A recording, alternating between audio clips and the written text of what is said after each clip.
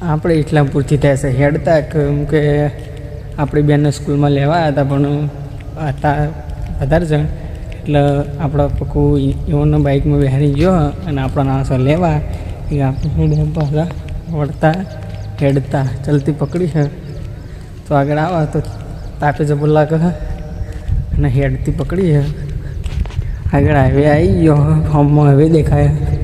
એ કાન જઈને ચોકડી પર બેસીએ કેમ કે આગળ તો હેડાઈ છે નહીં આપણાથી જેમ કે 1-2 કિલોમીટર તો હેડીને આગળ આવતો રહ્યો આગળ થોડું ઇકન બાકી એટલે હોમમાં હવે ઇકન જેમ બેસીએ એટલી ઘણા આપણો કોઈ ભાઈબંધ આપણો આવો મચ્છાય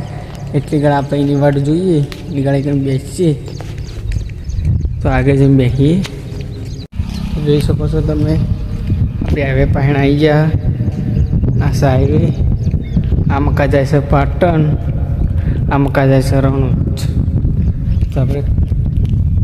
બે રસ્તાની વચ્ચે બેસીએ એટલી ઘણા બોકડો સહીકણ બેસીએ એટલી ઘણા પપ્પુ આવે હાઈવે ગાડી જશે આપણે બેસી ગયા બોકડે પપ્પુ આવે એટલે આપણે નીકળી આવ્યા